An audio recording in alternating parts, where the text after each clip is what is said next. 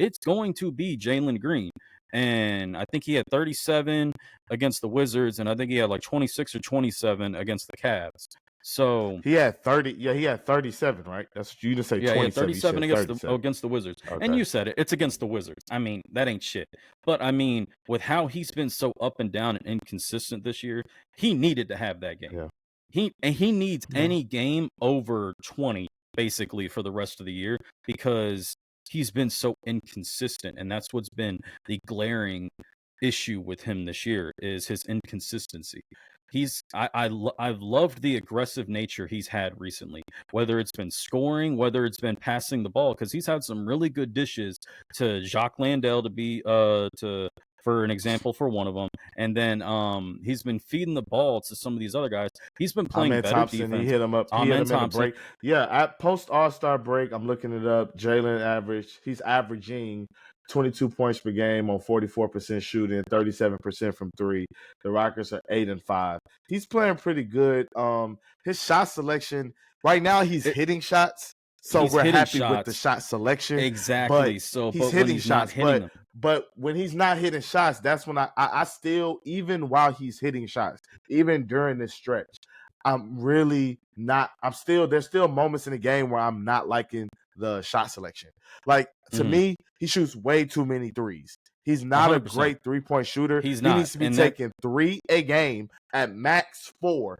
Every shot needs to be where Devin Booker and Kevin Durant take shots. Unless he is wide ass open, I will accept more than 4 or 5 3-pointers. I hate the step back. I hate the step back jumpers, like the step back threes, the end of the shot clock threes. Even when they fall, I don't like them because they're not sustainable. And when he gets his shot rolling, I think he hit like 6 last game against Cleveland. He may have hit 7, but it was one point where he was like 6 of 9 or 5 of 8 or something like that. And he starts relying on it. And he starts taking wilder and wilder shots. And I don't like that because it messes up his efficiency. So I would prefer 100%. him just take the shot chart more mid-range. I would love for him to do that. That's what I really want from James. I want him. I mean, and this has been the argument I've been having with people all year long because they've been on his ass. They've been on him like he ain't it. He ain't it. It's justified. I mean, he has not looked good this year at all, and this is his 3rd year. But the argument I've been making with people is he's actually got a head coach who's holding him accountable. He's got a head coach who's instilled a legit offensive system into this league, and he is learning how to play NBA basketball. That's when true. You watch a Steven Silas led offense the last 2 years with Jalen Green, you basically look like you're watching Street Ballers. There's really no legit. There's really no legit offense going or offensive especially system. With Kevin Porter Jr. at point guard. Exactly. He pissed me off a lot of times last year. So you are now having Jalen Green step into an offense that he ain't used to. It's not something he's used to handling because now Ime Udoka is having him have more ball control offense where he's handling the ball more, whereas before he was more of just a 2 guard. Now you see him bringing the ball up. Now you see him facilitating a little bit more. So he's more involved in that aspect. His facilitating has improved. His rebounding has improved. His defense has improved. He's improved. And I liked something that one of the assistant coaches said to Vanessa Richardson during the halftime break the other night. He basically said, when Jalen Green is rebounding the ball, you can tell he's focused in the game. He's into the game when he's rebounding the ball because he is paying attention to where the rock is at. If his rebound numbers aren't up there, it means he's not truly engaged in the game. I didn't hear that. I didn't hear that during the halftime report, but that's a really good it was point. during. I want to say it was either the Wizards or Cleveland game. I don't remember which one it was because I worked the day of the Cleveland game, so it may have been the Cleveland game because I came home and I think I got home right at halftime and I heard that, but I was like, that was Saturday, right? Yeah, it was Saturday. So yeah, because we were supposed to go there, and I told you I had something to do. Go, and it was 3:30 when I was finished. I was like, bro, it was no way. I was still at work. I was gonna switch with somebody. I was gonna switch with somebody because I don't work Saturdays. But I was like, screw it. I'll help somebody out because they need it off. I was like, screw it. I'll work for you. Why not?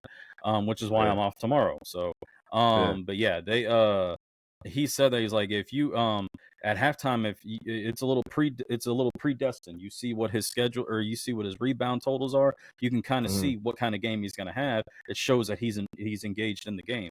But Yeah. I mean, that's the difference between last year and this year.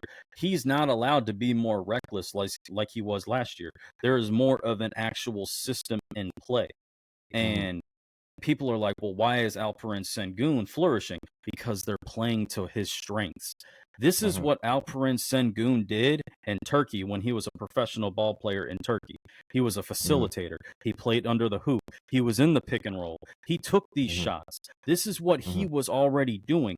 He was already involved in an offense like this. So when Ime Udoka came in, he's like, we're going to play to his strengths, and we're going to teach Jalen Green how to play NBA style basketball, not Yeah. street ball, not Mhm. G League ball, not college ball. We're going to teach him how to play an NBA style offense.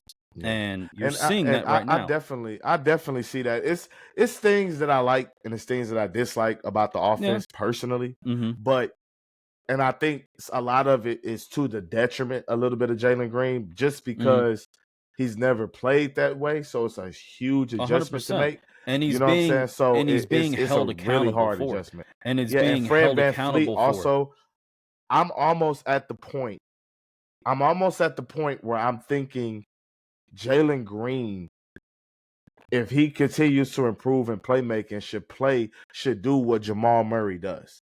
Jamal Murray, when Jokic is in the game, for the most part, is a shooting guard. He plays the role of a shooting guard. Once Right. Jokic sits down, Jamal plays the role of a combo guard. He facilitates, he scores. That's You know what I'm kind saying? of what it is, But he though. gives you a good But that's kind balance of it. if you Jalen, really look at it, you're taking if away you really those look away. at it, that's how if you really look at it, that's kind of how it was with Sengun being on the floor. The offense ran through him, more or less. Yeah, but you also taking away more from Jalen when you got Fred Van Fleet with the ball.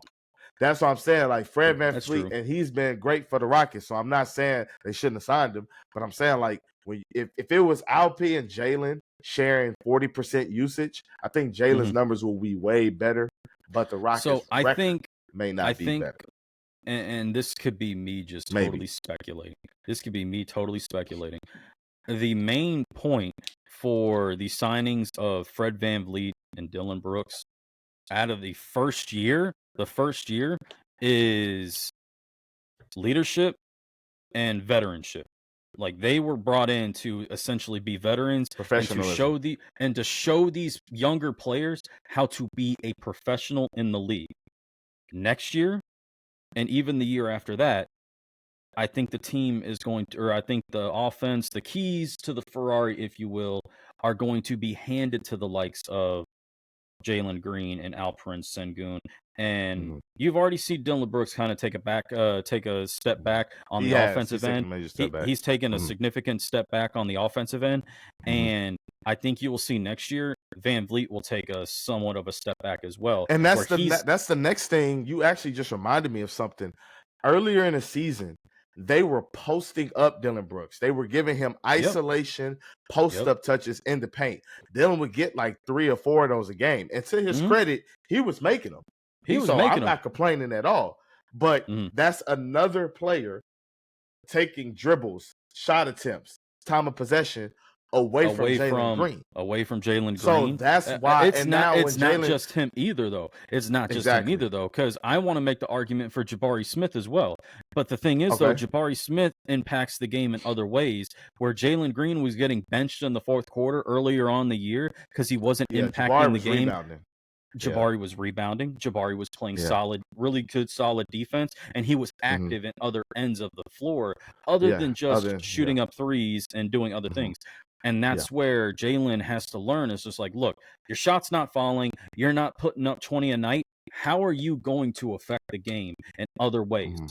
Are you going to be diving on the floor for loose balls? Are you going to try and lock up on defense? You've got the athleticism. I'm not going to say you're going to come out here and be a Kawhi Leonard lockdown defender. I'm not going to say you're going to come out here and be the glove. I'm not saying you're going to do all that. Do you have the ability to do that? And if you want to put the effort in, you've got the athleticism. You do have the size of a really decent size guard. You can if you want to. But how are you going to affect the game? He's been rebounding a lot lately. I think he had a double-double the other night Yeah, against Cleveland he because he did. had 27 or 26 or 27 points, and I think he had 10 or 11 rebounds. So he's involved in the rebounding. I think the Yeah, he had assist 11 numbers will, rebounds. when he starts handling the rock more, probably next year, I think you'll see those assist numbers go up to. He doesn't need to average a double-double, but I would like to see him average 6, Like 6 or maybe 7. 6.5. I was going to say 7, 6 or yeah. 7. I would like to see that a game, and I would like to see him a little more active in passing lanes. Because if you're active in the passing lanes, it means you're paying attention to ball movement for the other team, and you're focusing on the back cuts. You're focusing on your defender or who you're defending, and the guy that's next to you and who he's defending and what they're planning on doing. So that's when you're engaged in the game. And I feel like early on, when Ime Udoka was holding him accountable and benching him, he wasn't doing those things.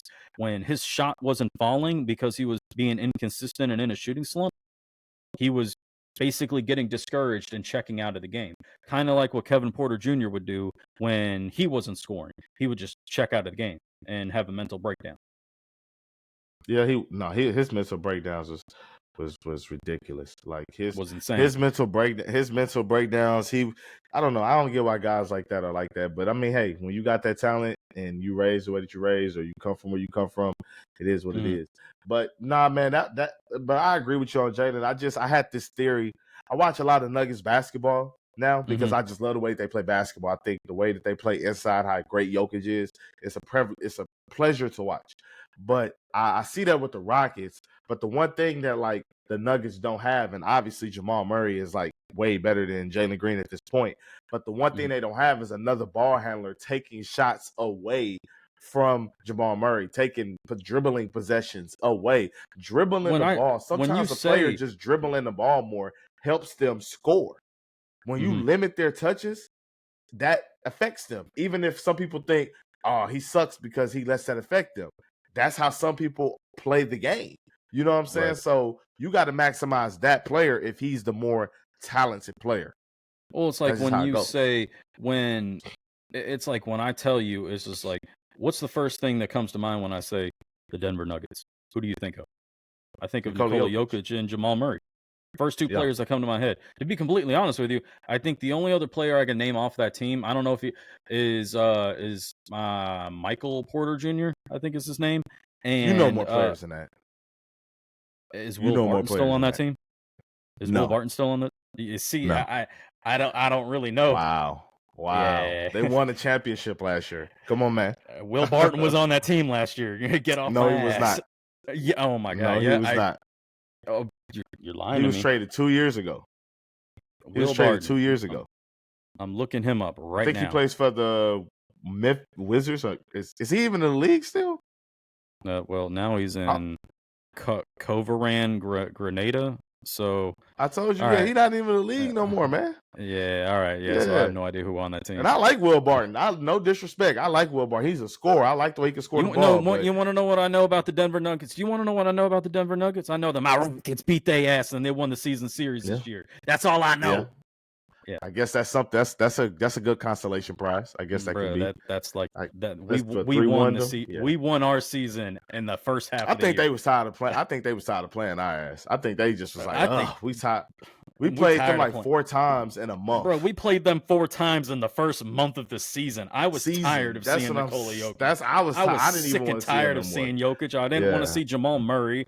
I didn't want to see any of them. I was like, can y'all go back to Denver and with y'all's legalized weed and shit and leave us the hell alone down here in the South? Right, exactly. For the love of God? Exactly. But exactly. But no, the thing.